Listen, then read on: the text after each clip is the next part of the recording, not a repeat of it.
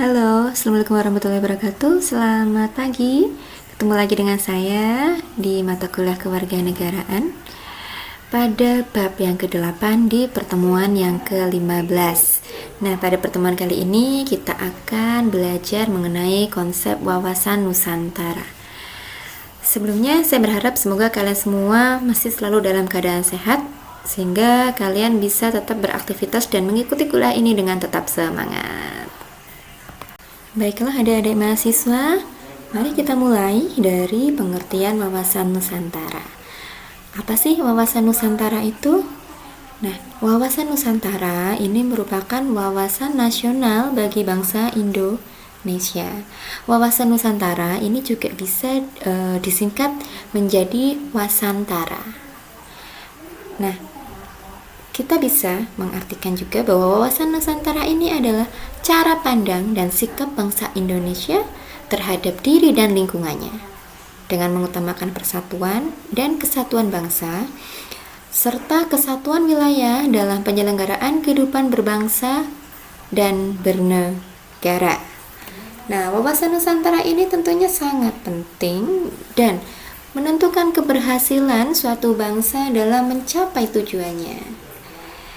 Bagi bangsa Indonesia, rumusan wawasan Nusantara ini termuat di dalam pasal 25A UUD 1945 yang menyebutkan bahwa Negara Kesatuan Republik Indonesia adalah sebuah negara kepulauan yang berciri Nusantara dengan wilayah yang batas-batas dan hak-haknya ditetapkan dengan undang-undang.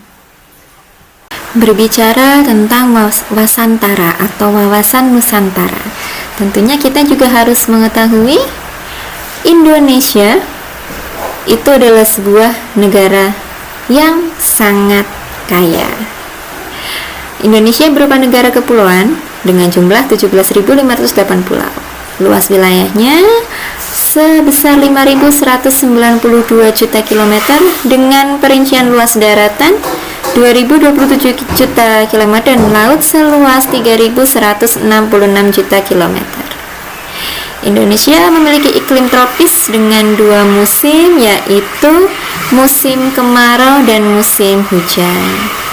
Nah, bangsa Indonesia juga memiliki suku yang sangat beragam, yaitu sebanyak 1.128 suku bangsa dengan jumlah penduduk sekitar 242 juta jiwa. Nah, selain itu, bangsa Indonesia juga memiliki agama yang beraneka, ya. Ada 6 agama atau kepercayaan yang diakui di Indonesia. Selain agama, tentunya bangsa Indonesia juga mempunyai adat istiadat, budaya, bahasa, dan lain sebagainya yang sangat beragam. Indonesia juga memiliki wilayah yang subur. Kita masih ingat bahwa Indonesia merupakan negara agraris, ya tentunya karena didukung oleh wilayah yang subur. Nah, Indonesia ini juga cukup habitable ya, serta kaya akan flora, fauna, dan sumber daya alam. Nah, kalian sudah sedikit mengenal kan ya, atau sebenarnya kalian sudah paham ya tentang bangsa Indonesia itu sendiri. Tidak hanya dari masyarakatnya yang sangat ramah tamah, tidak hanya dari tradisi gotong royongnya yang masih tinggi, ataupun berbagai objek wisata yang sangat menarik dan mengundang wisatawan baik dari dalam negeri maupun dari mancanegara.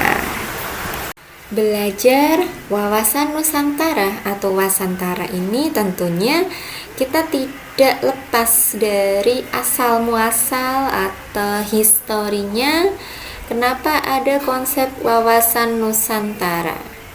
Nah, wawasan Nusantara ini berawal dari pernyataan Perdana Menteri Juanda Kartawijaya yang menyatakan sebuah deklarasi pada tanggal 13 Desember 1957 yang selanjutnya dikenal sebagai Deklarasi Juanda.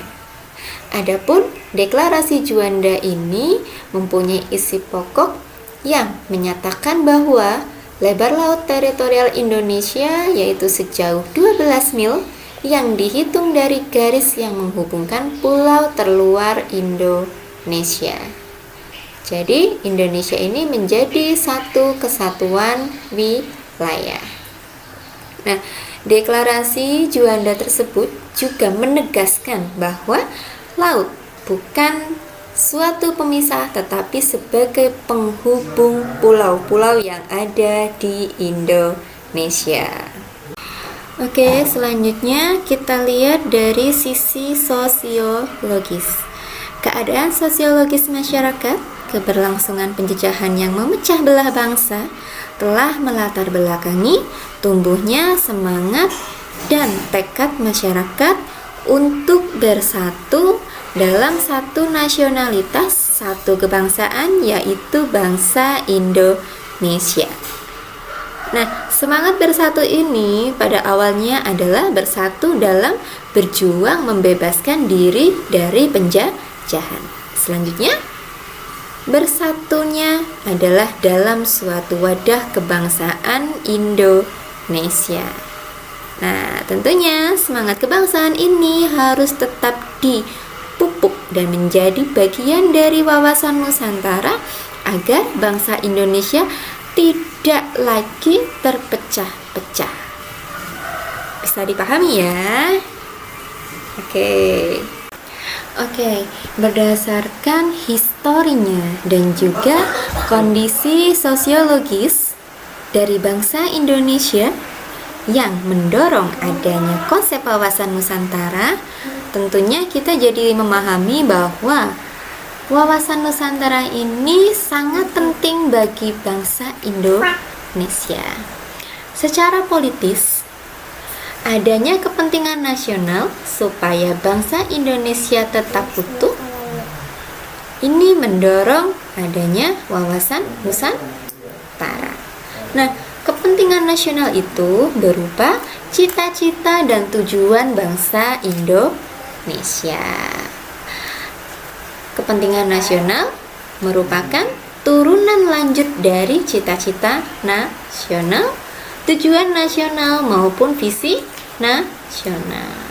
Nah, kita tahu bahwa cita-cita nasional bangsa Indonesia tertuang dalam pembukaan UUD 1945 alinea kedua, yaitu untuk mewujudkan negara Indonesia yang merdeka, bersatu, berdaulat, adil, dan makmur.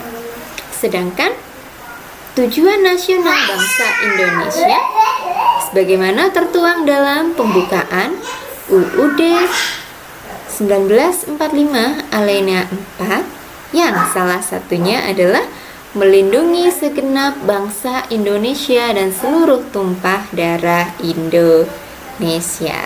Bisa dipahami ya? Jadi, kenapa wawasan Nusantara ini penting bagi bangsa Indonesia? Konsep wawasan Nusantara ini menjadikan atau menciptakan suatu pandangan bangsa Indonesia sebagai satu kesatuan wilayah. Nah, sebagai satu kesatuan wilayah ini bisa kita artikan atau bisa kita coba pahami perwujudannya dari wawasan Nusantara sebagai satu kesatuan politik, ekonomi, sosial, budaya, dan juga pertahanan dan keamanan. Mari kita lihat satu persatu perwujudan wawasan Nusantara tersebut dalam 4 bidang yang sudah kita lihat bersama-sama. Baik, kita mulai dari perwujudan wawasan Nusantara sebagai satu kesatuan politik. Nah, makna dari perwujudan tersebut dapat kita ambil beberapa poin penting. Yang pertama, bangsa Indonesia harus merasa satu senasib, sepenanggungan, sebangsa dan setanah air. Yang kedua, menjadikan Pancasila sebagai satu-satunya ideologi bangsa. Yang ketiga, kehidupan politik diselenggarakan berdasarkan Pancasila dan UUD 1945. Dan yang keempat, satu kesatuan sistem hukum, dalam arti hanya ada satu hukum nasional yang berlaku. Nah, implementasi wawasan Nusantara dalam kehidupan politik ini akan menciptakan iklim penyelenggaraan negara yang sehat dan dinamis. Nah, hal tersebut tampak dalam atau terwujud dalam pemerintahan yang kuat, aspiratif, dan terpercaya yang dibangun sebagai penjemahan kedaulatan rakyat. Bisa dipahami ya? Oke, baiklah, kita lanjut ke nomor 2. Dalam kesatuan ekonomi, perwujudan wawasan Nusantara ini memiliki makna yang pertama. Kekayaan wilayah Nusantara adalah modal milik bersama. Yang kedua, tingkat perkembangan ekonomi harus serasi dan seimbang di seluruh daerah. Yang ketiga, perekonomian diselenggarakan berdasarkan asas kekeluargaan dan ditujukan untuk kemakmuran rakyat. Nah, implementasi wawasan Nusantara dalam kehidupan ekonomi ini akan menciptakan tatanan ekonomi yang benar-benar menjamin pemenuhan dan peningkatan kesejahteraan dan kemakmuran rakyat secara adil dan merata. Selain itu, implementasi pada aspek ini akan mencerminkan tanggung jawab pengelolaan sumber daya alam yang memperhatikan kebutuhan masyarakat antar daerah secara timbal balik serta kelestarian sumber daya alam itu sendiri. Oke, kita lanjutkan. Yang ketiga, perwujudan wawasan Nusantara sebagai kesatuan sosial budaya memiliki makna yang pertama, bahwa bangsa Indonesia pada hakikatnya adalah satu. Ragam budaya menggambarkan kekayaan budaya bangsa yang menjadi landasan pengembangan budaya dengan tidak menolak nilai budaya lain yang tidak bertentangan dengan nilai budaya bangsa Indonesia. Lalu bagaimana implementasi wawasan Nusantara dalam konsep kesatuan sosial budaya ini? Nah, tentunya adanya wawasan Nusantara ini menciptakan sikap batiniah dan lahiriah yang mengaku segala bentuk perbedaan adalah kekayaan bangsa dan juga sebagai anugerah dari Tuhan.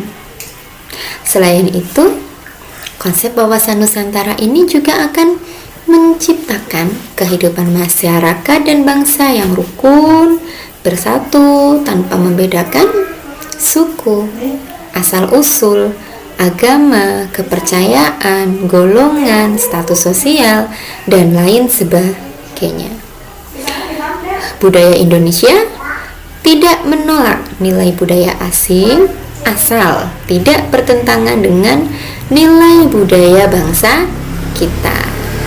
Oke, bisa diterima ya. Nah, kita sampai pada yang terakhir, yaitu makna perwujudan wawasan Nusantara sebagai kesatuan hankam, pertahanan keamanan.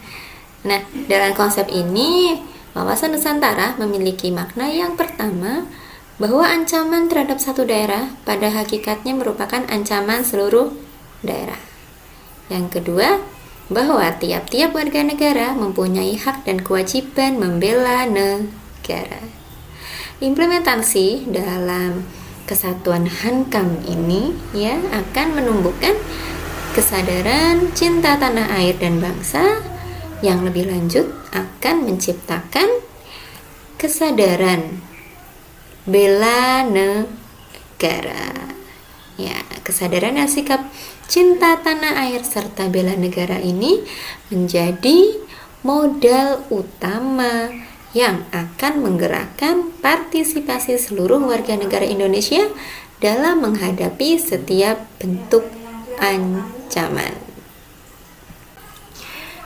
Baiklah, adik-adik mahasiswa, berdasarkan apa yang sudah kita pelajari bersama terkait konsep dari wawasan Nusantara, dapat kita simpulkan wawasan Nusantara mempunyai fungsi sebagai wawasan pembangunan.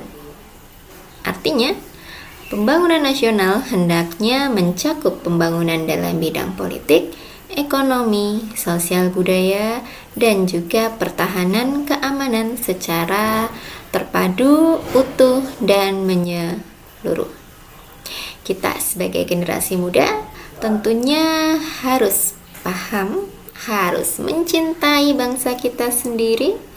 Kita harus mempunyai rasa cinta tanah air, cinta berbangsa, dan juga bela negara. Teruslah kita, terutama kalian ya, berkarya untuk bangsa kita sesuai dengan kemampuan yang Anda miliki. Tetap semangat, tetap jaga kesehatan, dan sampai ketemu lagi pada pertemuan kita selanjutnya. Salam sehat, assalamualaikum warahmatullahi wabarakatuh, dan selamat pagi.